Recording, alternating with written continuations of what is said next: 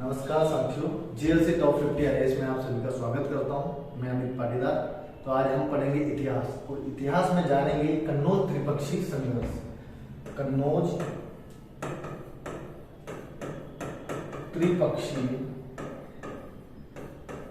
संघर्ष। इस संघर्ष को जानने से पहले हमें कन्नौज के महत्व के बारे में जानना होगा। कन्नौज के महत्व के बारे में आखिर क्यों भारत की तीन महान शक्तियां कन्नौज को लेकर संघर्ष करती है। लगभग 200 वर्षों तक से संघर्ष चला था।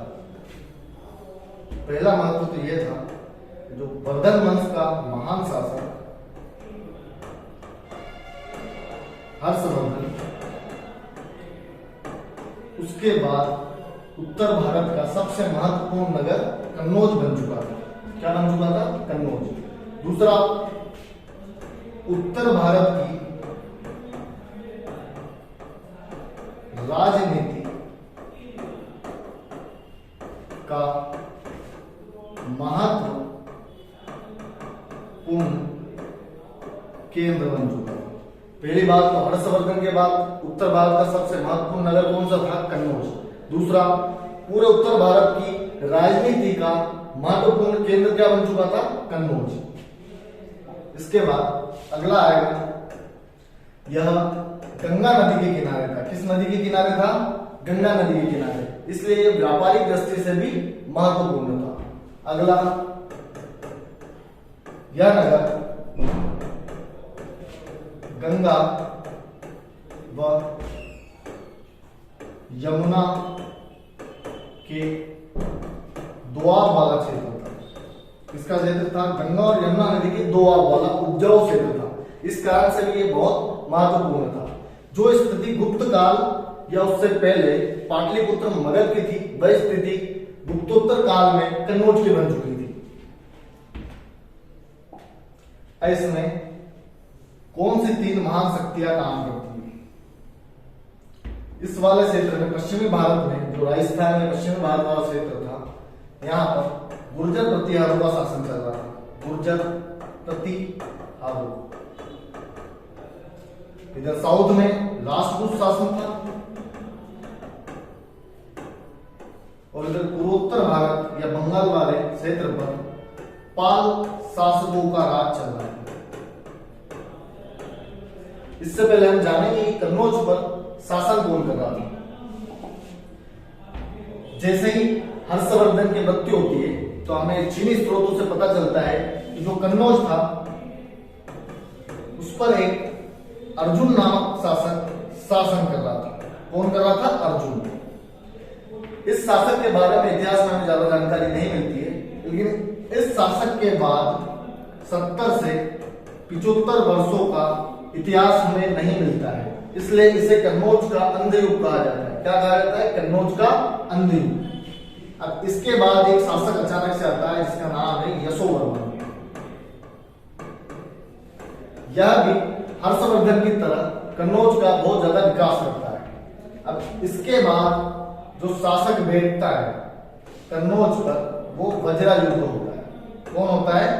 वज्रायुध, जो कन्नौज की राजगद्दी पर बैठता है। इसके दो पुत्र थे, एक था इंद्रायुध और दूसरा था चक्रायुध।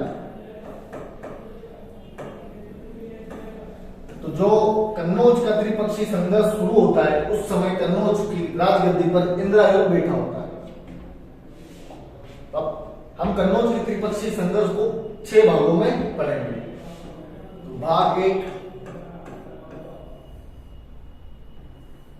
में जैसे ही ये संघर्ष शुरू होता है तो इस समय कन्नौज पर जो आयुध नामक वंशीय शासक इंद्रायुध का शासन था। अब जो गुर्जर प्रतिहार थे,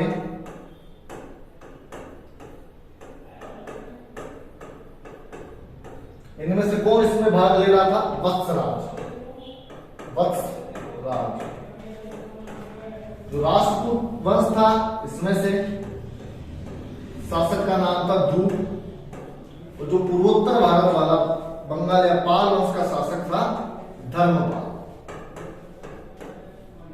भाग प्रथम में क्या होता है कि जो गुर्जर प्रतिहार शासक है वत्सराज, वह कन्नौज पर आक्रमण कर देता है और इंद्रायुध को अपदस्थ कर देता है कन्नौज की राजनीति से, और ये युद्ध करते हुए आगे प्रयाग तक चला जाता है। कहां तक चला जाता है? प्रयाग। अब प्रयाग पर पहले से ही पाल शासकों का शासन था, जो था धर्मपाल। अब प्रयाग धर्मपाल के अधिकार क्षेत्र में था और यहाँ कौन पहुंच गया? वत्सराज। तब धर्मपाल और वत्सराज के बीच में भी युद्ध होता है, जिसमें धर्मपाल की हार हो जाती है। अब ध्रुव, अब इस पर आक्रमण कौन करता है? ध्रुव। तो वत्सराज और ध्रुव के बीच में आग युद्ध होता है और जिसमें विजय कौन होता है? ध्रुव। परंतु ध्रुव के दो बेटे थे, एक स्तंभदान और दूसरा गोविंद प्रति। इन दोनों में आपस में उत्तराधिकार का युद्ध छिड़ जाता है, इसलिए ध्रुव को अपने आंतरिक कारणों के कारण वापस अपने गृह राज्य दक्षिण भारत लौटना पड़ता है। तो पहले भाग का निष्कर्ष क्या निकलता है कि कन्नौज पर ध्रुव को सफलता तो प्राप्त हुई, लेकिन अल्पकालीन सफलता थी, अल्पकालीन। तो पहले भाग का निष्कर्ष यह निकलता है कि ध्रुव को कन्नौज पर सफलता प्राप्त हुई, लेकिन कुछ ही समय के लिए प्राप्त हुई।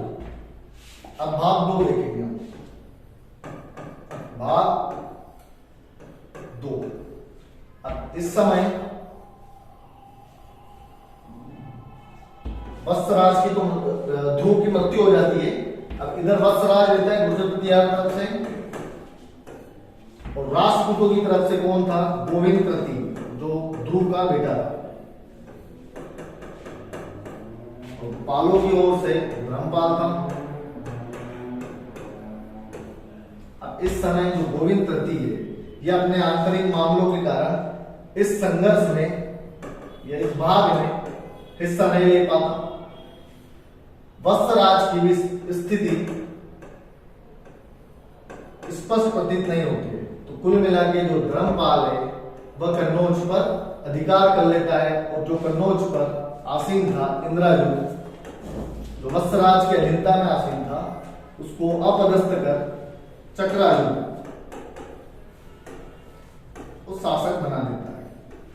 तो दूसरे भाग का निष्कर्ष क्या निकलता है?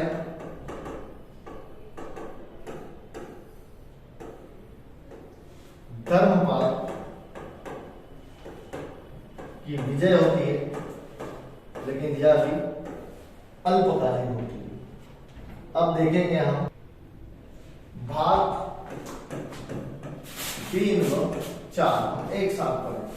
क्यों पढ़ेंगे? क्योंकि इसका निष्कर्ष भाग 3 और भाग 4 का निष्कर्ष सेम निकलता है। इसमें क्या होता है,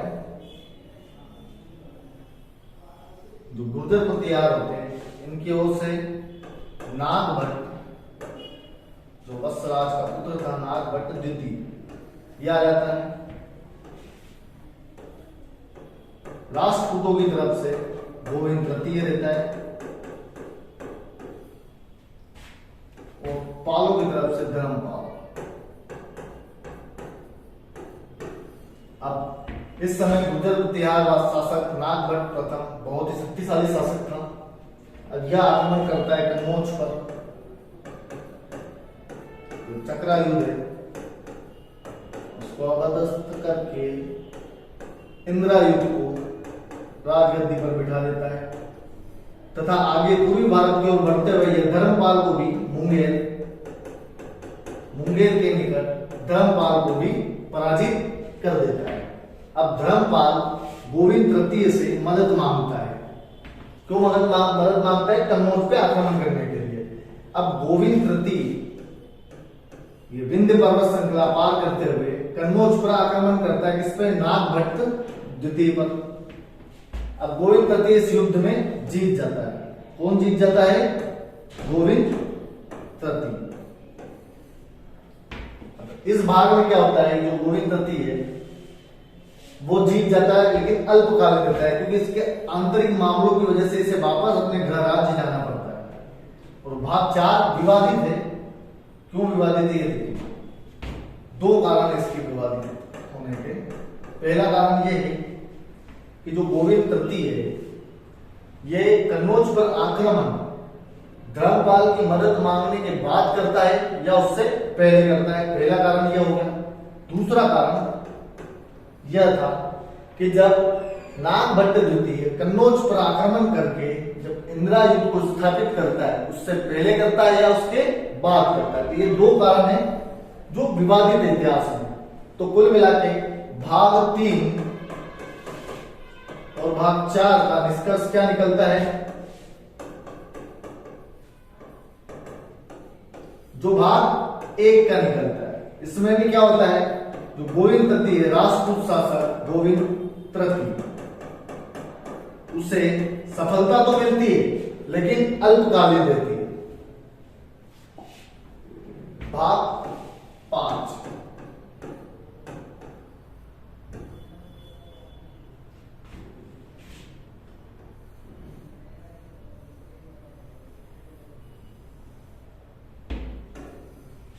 इस समय पाल शासक देवपाल का शासन होता है और इधर रामभद्र आ जाते हैं जो गुर्जर प्रतिहार शासक थे और जो साउथ राजपूत शासकों की तरफ से अमोघ वर्ष जो अल्प वयस्क होते हैं। अब जो भाग 5 है इसका निष्कर्ष भाग 2 की तरह निकलेगा। कैसे निकलेगा आगे देखते हैं। जो रामभद्र है ये अत्यंत दुर्बल शासक है तो ये इसमें हिस्सा नहीं ले पाते हैं। अब जो अमोघ वर्ष है ये अल्प वयस्क है और पहले दिन प्रारंभ से इनके गृह राज्य में आंतरिक कलह चल रहा है तो ये भी इसमें हिस्सा नहीं ले पाते। अब बचा कौन? देवपाल। जो देवपाल कन्नौज पर आक्रमण कर उसे अपने अधीन कर लेता है। तो भाग 5 का निष्कर्ष भाग 2 की तरह निकलता है। इसमें भी जो पाल शासक है उनके अधीन आ जाता है कन्नौज। अब भाग 6 जो अंतिम भाग है हमारा, इसमें कन्नौज जो त्रिपक्षीय संघर्ष 200 वर्षों तक चला उसका निष्कर्ष निकलेगा कि कन्नौज किसके अधीन रहता है अंतिम में।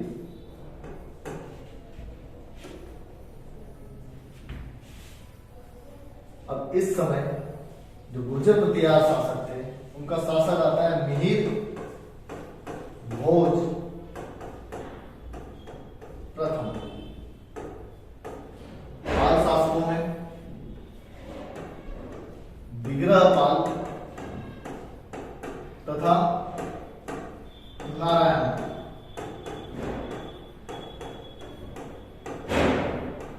ये दुर्बल शासक माने जाते हैं। तो राजपूत थे उनकी ओर से कौन आता है? कृष्ण द्वितीय। अब इसमें क्या होता है,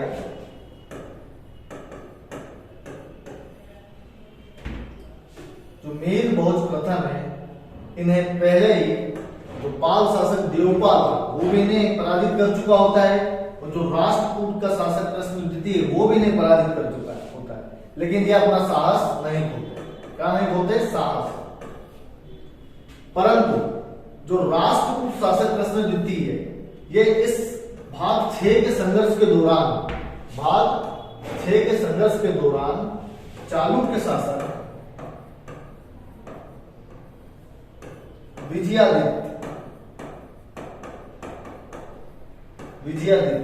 से पहले ये पराजित हो जाते हैं। इनका आत्मविश्वास वैसे गिर चुका है। जो विग्रहपाल है और नारायण पाल है वह पहले से दुर्बल शासक थे तो इस संघर्ष में भाग नहीं ले पाते। तो कुल मिला के अंतिम में या आखिर में जीत किसकी होती है? गुर्जर प्रतिहार होती है। तो इस संघर्ष में शुरुआत में गुर्जर प्रतिहार शासक वत्सराज करता है तो जो आखिर में इसको अपने अधीन करता है पूर्ण रूप से वह शासक मिहिर भोज प्रथम, वह भी गुर्जर प्रतिहार शासक होता है। अब इसके बाद जो पाल शासक थे या पाल वंश था उसका उत्तर भारत की राजनीति से अंत हो जाता है और जो राष्ट्रकूट शासक थे वो अपने दक्षिण भारत की राजनीति में ही बिजी हो जाते हैं। तो कुल मिला के ये जो 200 वर्षों तक संघर्ष चला, कन्नौज त्रिपक्षीय संघर्ष, कन्नौज बहुत महत्वपूर्ण नगर था। गुप्त काल या उससे पहले जो पाटलिपुत्र, मगध का जो महत्व था वही गुप्तोत्तर काल में कन्नौज का महत्व था। इसी कारण भारत की इन तीन महान शक्तियों के बीच में लगभग 200 वर्षों तक यह संघर्ष चलता है और अंतिम परिणाम यह होता है कि जो कन्नौज है वह गुर्जर प्रतिहार शासकों के अधिकार या आधिपत्य में आ जाता है। तो आज हमने कन्नौज का त्रिपक्षीय संघर्ष पढ़ा। बहुत बहुत धन्यवाद साथियों।